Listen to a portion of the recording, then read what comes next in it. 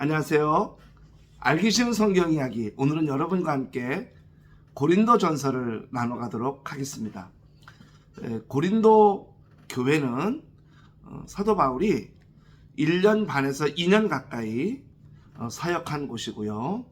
특별히 이 고린도 교회는 사도 바울이 한 번 더 고린도 후서를 보냅니다.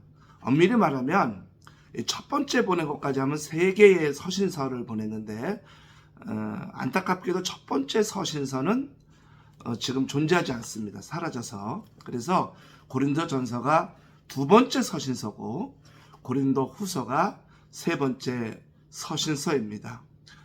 사도 바울이 제2차 전도 여행을 끝내고 3차 전도 여행 마지막 부분이 이제 에베소에서 사역하고 있었는데요. 그때 이제 배편으로 자기가 전도에서 개척한 고린도 교회의 여러 가지 어려운 사정의 이야기를 듣게 됩니다. 그래서 그 고린도 교회에 서신서를 써서 보내는데요. 그것이 오늘 본문을 읽는 고린도 전서입니다. 고린도라고 하는 지역은 당시 세계 무역항 중에 몇 번째 안에 들어가는 어마어마한 무역항이었습니다. 그래서 사람들이 돈을 벌기 위해 각지에서 모여들었고요. 수많은 다인종이 살고 있는 그러한 항구도시였습니다. 여기에도 역시 유대인의 공동체가 만들어졌고 그들 가운데서 이제 이렇게 교회, 즉 예수님을 구주로 영접한 그리스도인들의 공동체가 만들어지게 된 것이지요. 그 교회에 이제 여러 가지 어려움이 닥쳐서 이 편지를 보내게 된 것입니다. 고린도라는 지역은 디오니시스라는 신을 믿는데요. 우리가 잘 아는 그 음료가 여러분이 디오니시스 신에 담겨 있습니다. 바로 바카스입니다. 이 바카스가 우리가 모르고 먹었는데 바카스가 사실은 술의 신, 주신이라고 하죠. 이거를 집집마다 단순히 그림이 아니라 여러분 이렇게 모자이크들로 하나하나 만든 게 있습니다. 하나하나 이렇게 만들어 가지고 그걸 가운데다 이제 디오니시스 신의 얼굴을 놓는 데는데요. 이걸 집집마다 두는 이유는 부적 같은 거랍니다. 그래서 다른 나쁜 신들이 우리 집에 들어와 재앙을 끼치지 않도록 이 신이 지켜달라고 아무튼 집집마다 그 벽에 이 디오니시스 그림이 붙어 있었다고 합니다. 그 정도로 우상이 가득했던 도시고요. 여기에 보면 신전이 있었는데 이 신전이 얼마나 도덕적으로 타락이 돼 있었는지 이 신전 안에 1000명의 여사제가 있었고 이 여사제들과 그 성관계를 하면 모든 죄가 모든 화가 다 떠나간다. 그런 것 때문에 이 신전에서 음란한 일이 벌어졌던 거죠. 1000명이었다고 합니다. 그러니 이 도시가 어떤 도시인지 미루어 짐작이 될 텐데 또 이 도시는 특히 교회 안에 결혼관도 다 이게 이제 윤리관이 무너진 거예요. 그래서 그 부분도 다루고 있고 무엇보다 먼저 고린도 교회가 가장 심각한 문제가 있었는데 그것은 바로 교회 안에 화합이 되지 않았던 겁니다. 어떻게 세운 교회인데요? 이 도시 안에 세워진 교회 아닙니까? 하나하나가 얼마나 소중해요. 그런데 이 교회 안의 사람들이 서로 하나가 되지 못한 거예요. 그 안에 당을 지었어요. 그래서 바울당도 있고 베드로당도 있고 아볼로당도 있고 그리스도당도 있고 이 사람들이 서로 당을 만들어서 이 교회가 하나 되지 못하다는 소식이 들려오게 된 겁니다. 그리고 또 신앙적으로 가장 중요한 부분이 있죠. 바로 부활입니다. 부활. 이 부활에 대해서 이 고린도 교인들이 너무나 많이 흔들리고 있는 거예요. 그래서 사도 바울은 고린도 전서를 써서 보내게 됩니다. 에베소 선교 마지막 부분에 해당하는 본인도 이 서신서에 에베소에 머물러 있다고 하니까 에베소 마지막 부분이니까 대략 AD 55년에서 56년 정도, AD 55년에서 56년 정도쯤 이 고린도전서가 쓰여졌을 거라고 내가 봅니다.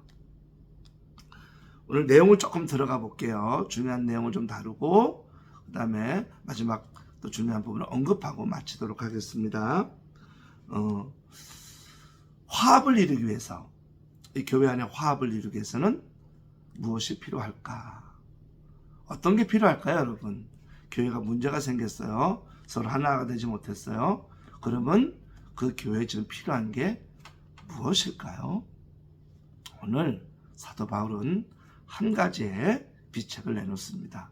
비책이랄까요? 아니면 방법이랄까요? 아니면 특별한 도구일까요? 바로 그것은 뭐냐 하면 1장 18절에 나오는데 제가 읽어드릴게요. 십자가의 도가 멸망하는 자들에게는 미련한 것이요 구원을 받는 우리에게는 하나님의 능력이라. 고린도전서 2장 2절 말씀 제가 읽어드릴게요. 내가 너희 중에서 예수 그리스도와 그의 십자가에 못 박히신 것 외에는 아무것도 알지 아니하기로 작정하였습니다. 십자가의 신비, 십자가의 비밀을 사도 바울이 알고 나니까 다른 것은 알 필요가 없을 정도로 완벽한 지혜라는 거죠. 이 십자가의 도가. 고린도전서 2장 7절 말씀, 오직 은밀한 가운데 있는 하나님의 지혜를 말하는 것으로서 곧 감춰졌던 것인데 하나님이 우리 영광을 위하여 만세전에 미리 정하신 것이라. 이 십자가의 도는 하나님이 만세전부터 정해놓은 정말 지혜인데 고린도 교회가 하나 되지 못했잖아요. 그것을 해결하는 방법이 하나라는 거죠. 그것이 바로 뭐냐 하면 십자가입니다. 예수 그리스도의 십자가를 바라봐라. 예수 그리스도의 십자가를 묵상하라. 그 십자가의 지혜를 가져라. 여러분, 예수 그리스도의 십자가는 뭐죠? 자기를 희생하는 겁니다. 예수 그리스도의 십자가는 내가 모든 인류의 죄를 떠맡은 거죠. 내가 짊어진 겁니다. 그 사람의 잘못과 허물과 그 모든 것, 죄도 짊어졌으니까요. 그 사람의 죄까지 짊어졌으니까 그 사람의 허물과 단점과 잘못된 것도 짊어지는 거 아니겠습니까? 다 짊어지는 거죠. 십자가의 도가 하나가 되지 못한 고린도 교회에 하나 될 수 있는 방법이라는 것을 사도 바울이 아는 거죠.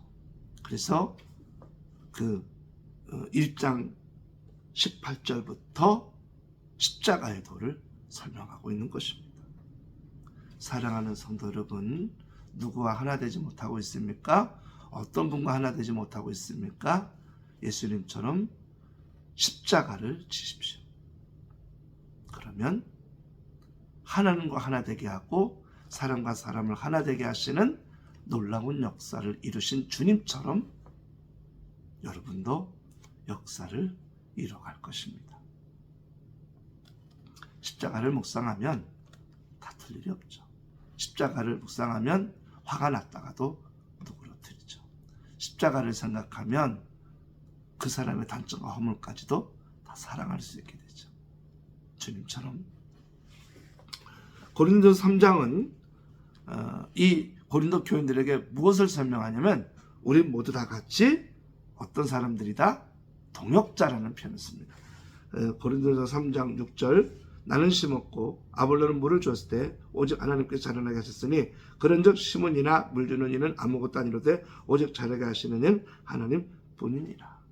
어떤 사람은 심고 어떤 사람은 물 주고 어떤 사람은 가꾸고 어떤 사람은 돌보고 근데 결국 자라게 하는 건 하나님.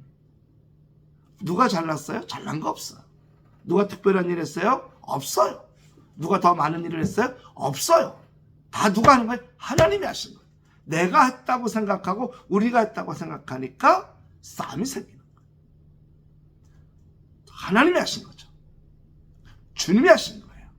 그러면 우리는 어떤 일에 있어서 싸울 일이 전혀 없게 됩니다.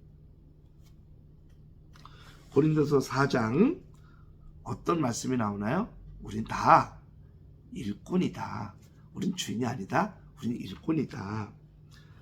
4장 1절 사람이 마땅히 우리를 그리스도의 일꾼이요 하나님의 비밀을 맡은 자로 여길지어다. 그리고 맡은 자들에게 구할 것은 충성이니라. 맞죠? 맡은 자들이 구할 것은 충성이죠. 충성의 마음만 있으면요, 이게 다른 사람 보입니까? 주님 앞에 충성하는 것만 생각하면 주님만 보이지 다른 사람이 뭐 어떻겠다 그게 보입니까? 우리는 충성하지 않으니까 자꾸 엉뚱한 게 보이는 거 아닙니까? 집중하지 않으니까 다른 게 보이는 거 아닙니까? 맡은 자들이 구할 것은 충성, 마음을 다해 충성, 주님만 보이는 거죠. 고린도서 5장은 세상을 따라가지 말라고 말씀. 당시 고린도 지역에 엄청나게 많은 사람이 모여 살고 정말 막 흥청망청 뭐 돈이 많으니까요. 굉장히 그러한 삶을 살 때 그거 부러워하지 말고 그거 따라가지 말라. 1절 너희 중에 심지어 음행이 있다 함을 들으니 그런 음행은 이방인 중에서도 없는 것이라 누가 그 아버지 아내를 취하였다 하는도다. 이게 교회 안에 막 이런 게 들어오는 거예요. 음행과 잘못된 것이. 당시 도시가 신전 자체가 그런 음행하는 장소였고 그 음행을 통해서 죄가 용서받는다라고 생각을 하니까 아무렇지도 않은 거예요. 그 아무렇지도 않은 마음이 교회 안에 다니는 우리들에게 들어온다는 거죠. 그러므로 거룩하게 구별돼야 합니다. 그리고 멀리해야 합니다. 우리가 크리스찬들은 구별된 자임을 분명히 인식해야 합니다. 또 고린도서 8장은 이제 어쩌면 실제 문제이기도 해요. 고린도 교인들에게는. 그러면 우상에게 바쳐진 그 음식을 먹어야 되냐 안 먹어야 되냐. 근데 이거 안 먹으면 큰일 나요. 왜냐하면 굶어 죽을 수도 있어요. 당시 우상에게 바쳐지지 않고 이렇게 돌아다니는 음식은 거의 없어요. 다시 고린도 교회는 로마 황제도 마찬가지예요. 로마 황제에게 드려지고 다시 흘러나온 게, 왜냐하면 로마 황제가 신의 아들이니까 거기 바쳐지고 거기에서 흘러나와서 유통이 되는 거거든요. 그러니까 안 먹으면 음주에서 자란 것밖에 먹을 수가 없는 거죠. 쉽지가 않습니다. 그러므로 이 문제가 먹어야 되는데 이거 우상에게 바쳐진 걸 먹으면 되나 하는 고민이 있는 거예요. 실제적인 문제죠, 고린도 교인들에게는. 그래서 그것에 대해서 이 바울에게 물어본 거예요. 어떻게 했으면 좋겠냐고. 그래서 사도 바울이 얘기합니다. 4절, 고린도서 8장 4절. 그러므로 우상의 제물을 먹는 일에 대하여는 우리가 우상은 세상에 아무것도 아니며 또 하나님은 한 분밖에 없는 줄 아노라. 우상이 아무것도 아닌데 그 음식을 뭐가 그렇게 못 먹을 수 있냐.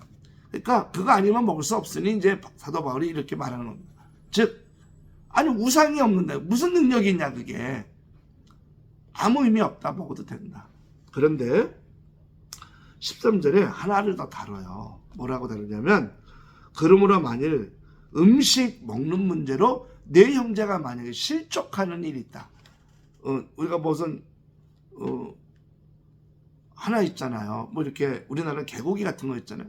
만약에 이거 먹는 문제로 너 옆에 상처받고 시험 들면 뭐 안 먹을 수 있는 거죠. 실족하게 한다면 나는 영원히 고기를 먹지 아니하며 내 형제를 실족하지 않게 하리라. 즉 어떤 영혼이 나 너무너무 싫어 그 음식 먹지 마라 그러면 그 영혼을 실족하지 않게 하려고 안 먹을 수 있는 거죠. 근데 사도 바울이 그 얘기를 지금 하고 있는 겁니다. 고린도서 8장에 고린도 교인들에게 실제적인 문제니까. 그래서 먹어도 된다. 근데 어느 교인이 이거 먹으면 나 죽을 것 같아. 이거 우상에 바쳐진 거 먹으면 나 죽을 것 같아. 라고 옆에서 얘기하면 그 음식을 같이 먹지 않아야 된다. 그런 사람들이 없는 곳에 가서 먹어라.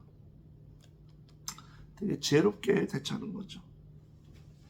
그러면서 이제 중요한 얘기를 합니다.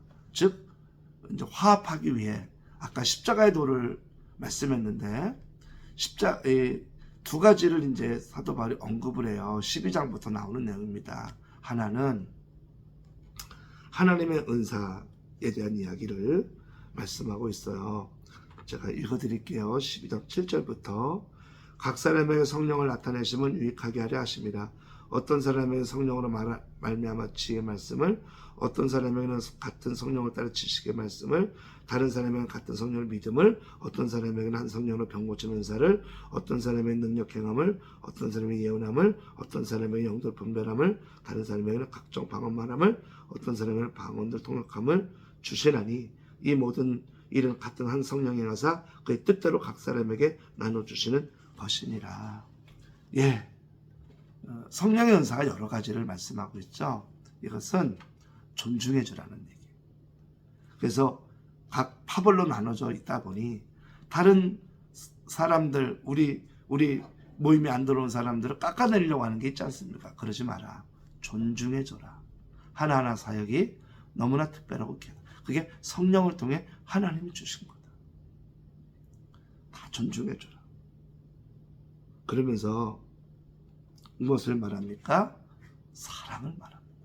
그러나 이 모든 은사보다 더 귀한 게 있으니 그것은 사랑이다.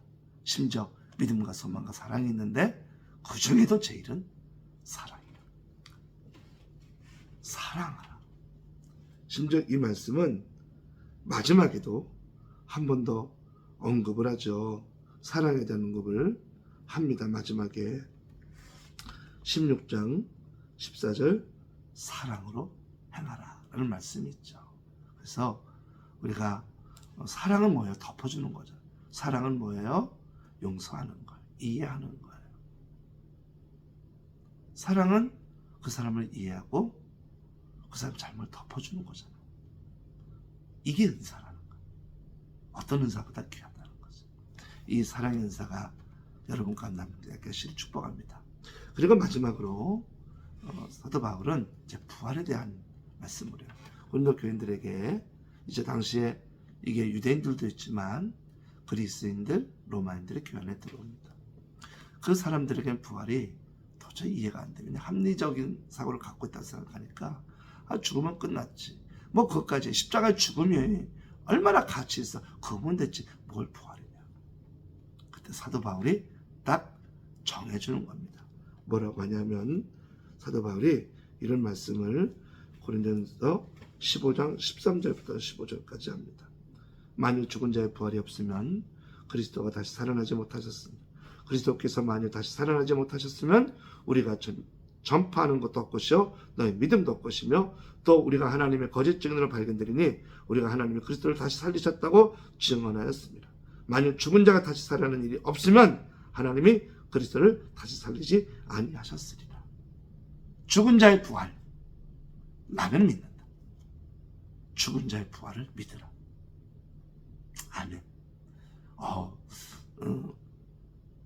당시에 그리스 사람과 로마 사람들에겐 좀 어려운 용어일 수도 있죠. 부활이.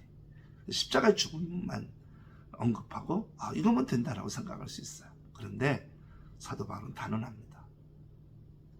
부활이 없으면 우리 믿음이 헛거라고.